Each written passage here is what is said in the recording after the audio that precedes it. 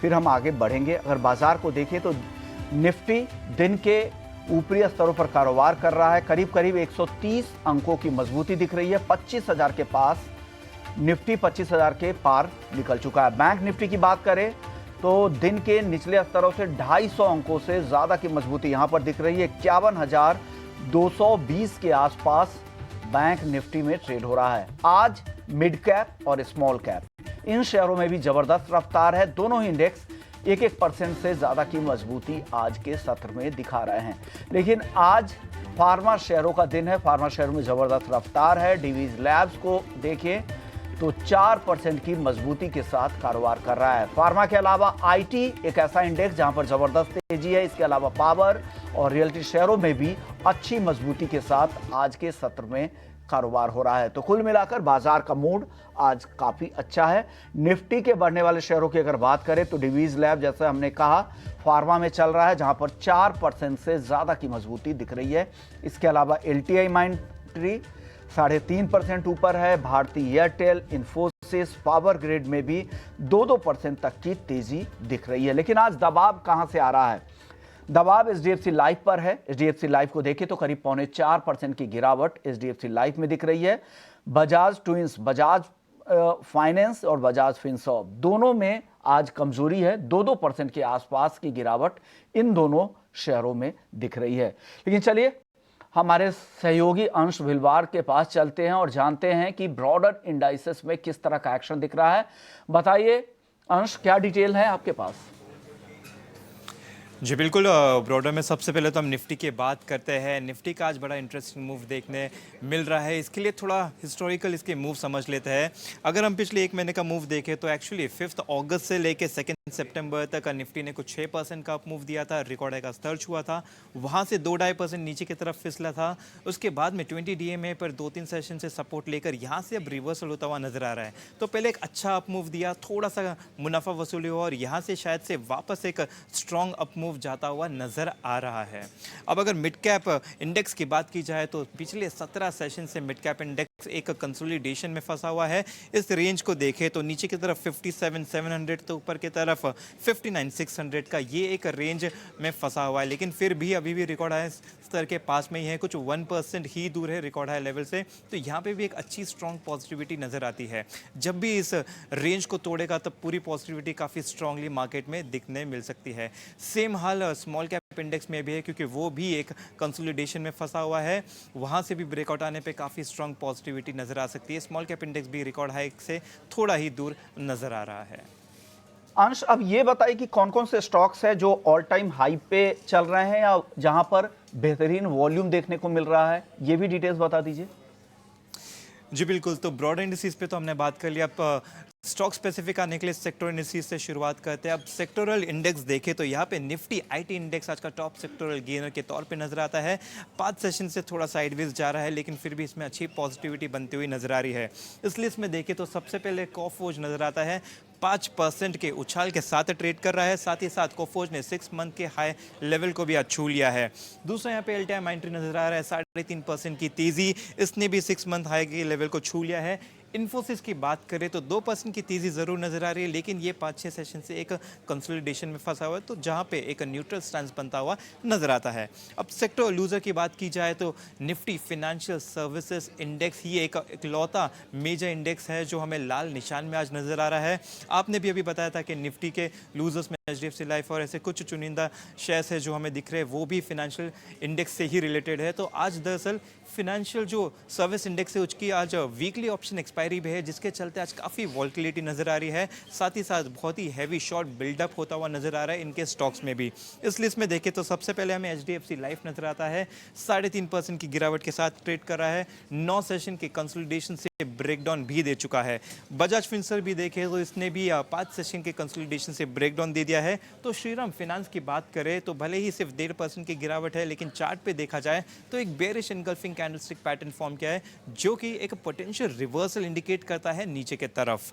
इसके साथ साथ अगर हम ऑल टाइम हाई स्टॉक्स की बात करें तो यहाँ पे हमें इंडियन होटल सबसे पहले नजर आता है। 3-4% की तेजी के साथ ट्रेड कर रहा है। साथ ही साथ एक cup and handle chart pattern से काफ़ी अच्छा ब्रेकआउट दे दिया, तो काफ़ी स्ट्रॉन्ग पॉजिटिव सेंटिमेंट इसमें नजर आता है। सिंजिन इंटरनेशनल देखें तो पिछले 3 महीने में 30% का अपमूव दे दिया, तो काफ़ी स्ट्रॉन्ग पॉजिटिव मोमेंटम इसमें कंटिन्यू होता हुआ नजर आ रहा है। डाबर की बात करें तो डाबर में हल्की सी तेजी नजर आ रही है। कुछ समय पहले ये थोड़ा सा ऊपर था, लेकिन थोड़ा सा करेक्ट हो चुका है, लेकिन फिर भी हरे निशान में ट्रेड होता हुआ नजर आ रहा है।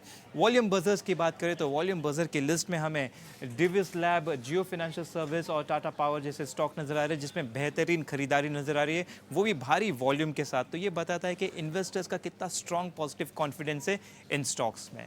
तो इन स्टॉक्स पर नजर रखें। ओके, शुक्रिया अंश पूरी डिटेल्स लाने के लिए कि कहां पर एक्शन दिख रहा है, किन शेयरों पर और कौन से इंडेक्स पर आज क्या हालचाल चल रहा है। लेकिन चलिए, हमारे साथ अब गौरांग शाह भी हैं, सीनियर वाइस प्रेसिडेंट है जियोजीत फाइनेंशियल सर्विसेज से।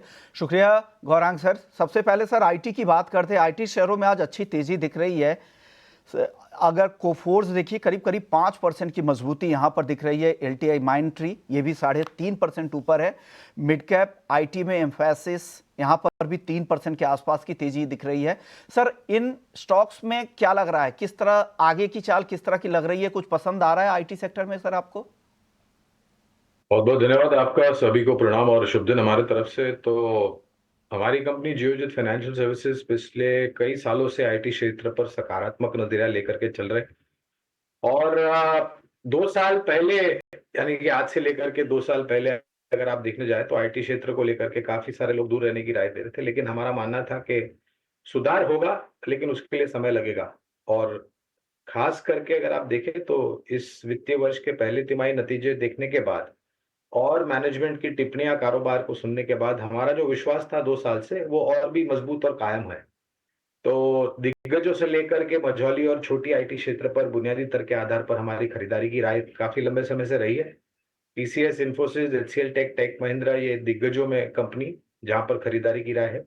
और मझौली और छोटी कंपनियों में Persistent Systems, L T I Mindtree, L N T Technologies, Coforge, K P I T Tech, Tata Elxsi जैसी कंपनियां हैं जहां पर हम राय दे रहे हैं निवेश है तो बने रहे, नहीं है तो मौका ढूंढे। और हम ये भी मानते हैं कि इस वित्तीय वर्ष के दूसरे आधे हिस्से में, यानी कि तीसरी तिमाही से लेकर के आने वाले कुछ तिमाहियों तक, जो सुधार की गति है वो और तीव्र और तेज हो जाएगी। आईटी पर आप काफी बुलिश यहाँ पर साउंड कर रहे हैं। लेकिन चलिए, अब फाइनेंशियल शेयरों की चाल देखते हैं। यहाँ पर आज दबाव दिख रहा है अच्छे बाजार में भी।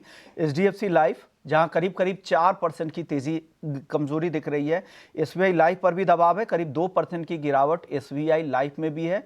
और एचडीएफसी लाइफ तो करीब 4% कमजोर दिख रहा है। इसके अलावा बजाज फाइनेंस, बजाज फिनसर्व में भी 1 से 1.5% तक की गिरावट दिख रही है।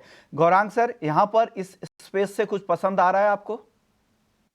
चारों दिग्गज जीवन बीमा से जुड़ी हुई कंपनियां जो है, LIC, SBI life, HDFC life और आईसीआईसीआई प्रूडेंशियल, खरीदारी की राय है। और ये आज कमजोरी इसलिए देख रहे हैं क्योंकि कल जो जीएसटी काउंसिल की बैठक हुई थी, वहां पर ये सुनने में आया था कि लाइफ इंश्योरेंस या इंश्योरेंस से जुड़ी हुई जो जीएसटी की दरें हैं, वहां पर कुछ कमी की जाएगी, लेकिन मेरे ख्याल से वो अभी और विचार विमर्श होगा उसके ऊपर। तो ये जो गिरावट, और कल आप देखेंगे, कल और परसों तो इन्हीं इसी क्षेत्र में आप तेजी देख रहे थे। तो जो अनुमान था बाजार को जीएसटी काउंसिल की तरफ से, वो खबरें आई नहीं, इसके लिए थोड़ा बहुत ये मायूसी का माहौल है।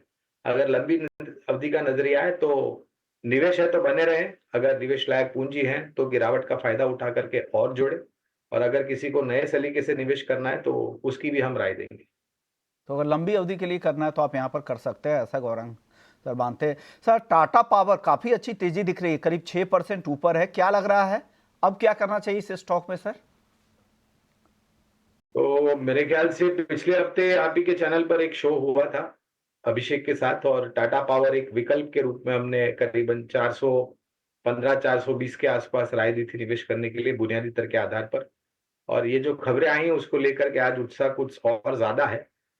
जिस प्रकार से ऊर्जा उत्पादन करने की क्षमता है, जिस प्रकार से ऊर्जा उत्पादन को छोड़ करके इलेक्ट्रिक व्हीकल्स के चार्जिंग स्टेशंस में इन्होंने अपने कदम रखे, और आने वाले भविष्य में जो नई ऊर्जा उत्पादन क्षमता जुड़ेगी, खरीदारी की राय है बुनियादी दर के आधार पर। हमें लग रहा है करीबन 580 के आसपास के लंबी अवधि में लक्ष्यांक आ सकते हैं, अगर नतीजे अनुमानित या उससे बेहतर रहे तो। आपको लग रहा है कि यहाँ से और भी गुंजाइश है ऊपर बढ़ने के लिए, और आपने फंडामेंटल्स पिक के तौर पर भी इसे रेकमेंड किया था। चलिए आगे बढ़ते हैं। एक और सेक्टर है जो आज काफ़ी बज़ कर रहा है, वो है फार्मा। अमेरिका में बायो सिक्योर एक्ट को मंजूरी से फार्मा शेयरों में आज जोरदार तेजी देखने को मिल रही है। क्या है बायो सिक्योर एक्ट और इससे किस तरह चीन की कंपनियों को नुकसान होगा और किस तरह भारत की फार्मा कंपनियों को फायदा होगा, और ये हमने जानना चाहा वरुण से। वरुण क्या बता रहे हैं, एक बार समझ लीजिए। डेफिनेटली, तो जैसे कि आपने शुरू में ही कहा कि यूएस में ये जो बिल है बायोसिक्योर बिल, इसको पास कर दिया गया है और अच्छे थंपिंग मेजॉरिटी से पास किया गया है। 306 to 81 वोट्स जो है वो यहाँ पे पास किया गया है। उस मेजॉरिटी से इस बिल को अगर आप देखें तो यूएस के हाउस में पास किया गया है। हालांकि अभी भी और 2 अप्रूवल लगेंगे, जिसमें एक सेनेट का अप्रूवल लगेगा, फाइनल अप्रूवल, उसके बाद ये लॉ बनेगा। लेकिन हाँ, फिलहाल जो पहला स्टेप था इसके तरफ वो ले लिया गया है। और इस बिल के तहत अगर आप देखेंगे तो जितने भी यूएस की कंपनीज थी उनको कहीं ना कहीं प्रतिबद्ध किया गया है कि चाइनीज़ बायोटेक कंपनीज जो है उनके साथ आप काम नहीं करेंगे। बेसिकली अगर आप देखेंगे तो नेशनल सिक्योरिटी के चलते इस तरह का कदम जो है वो यूएस में उठाना पड़ा है। हालांकि कंपनियों को 8 साल का वक्त दिया गया है, जिसके दौरान उन्हें धीरे धीरे अपना एक्सपोजर जो है वो चाइनीज़ कंपनीज पे कम करना पड़ेगा। और यहाँ 5 चाइनीज़ कंपनीज है बेसिकली, जिनका नाम इसमें स्पेसिफिकली लिया गया है, जिसमें BGI Genomics, MGI Tech, Complete Genomics, इसके अलावा और 2 और कंपनी है, उखाई एपटेक, बायोलॉजिक्स। ये वो कंपनीज है जिन पे कहीं ना कहीं इस बिल में इनका नाम सामने आया है। अब देखिए इसका इम्पैक्ट क्या है, क्योंकि ये जो कंपनीज है बेसिकली अगर आप देखेंगे तो यूएस की कंपनी से करीब 4-5 बिलियन डॉलर के आसपास का सालाना कामकाज जो है वो करती थी। तो इसके चलते दुनिया भर के बाजार में ये एक अपॉर्चुनिटी खुल जाती है और इसमें इंडियन कंपनीज जो है उनको भी फ़ायदा होगा, खासकर CDMO कंपनीज जो है उनको फ़ायदा होगा। हालांकि 2 से 3 साल का समय लगेगा कोई सिग्निफिकेंट इम्पैक्ट देखने के लिए, लेकिन हाँ, शुरुआत इसकी हो सकती है और पॉजिटिव शुरुआत जो है वो होगी। और इसमें सबसे ज़्यादा फायदा उन कंपनियों को होगा जिनका मैन्युफैक्चरिंग बेस इंडिया के बाहर है, खासकर यूरोप और यूएस में जिनका मैन्युफैक्चरिंग बेस है उनको सबसे ज़्यादा फायदा होते हुए नजर आएगा। जैसे कि पिरामल फार्मा हो गया, जुबिलेंट फार्मोवा हो गया, डीवी, सिंजिन, ये तमाम वो कंपनीज है जिसको इसका फ़ायदा होगा। तो पहली शुरुआत तो हो चुकी है, बिल पास हो चुका है और 2 हर्डल्स बाकी है, वो भी जिस दिन पास हो जाएंगे उस दिन ये बहुत बड़ा गेम चेंजर हो सकता है इंडिया फार्मा कंपनीज के लिए। ओके, तो ये बायो सिक्योर जो एक्ट है वो कितना अहम है इंडियन कंपनी के हिसाब से। और आज डीवीएस देखिए, ज़बरदस्त तेजी, 4% से ज़्यादा की मजबूती यहाँ दिख रही है। इसके अलावा सिंजिन, पिरामल फार्मा और यही नहीं कुछ और भी इस पूरे सेक्टर में आज अच्छी तेजी दिख रही है। लॉरस लैब्स देखिए, इप्का लैब देखिए, अच्छी तेजी के साथ कारोबार कर रहा है। गौरांग सर, इस स्पेस से आपको कहां पर लग रहा है कि ज्यादा दमदार तेजी आगे भी बन सकती है? क्या पसंद है आपको निवेश के लिए? देखिए, पहले तो ये खबर सकारात्मक है और बिल तो स्थापित हो गया है, लेकिन राष्ट्रपति जो बाइडेन के हस्ताक्षर होने अभी बाकी है।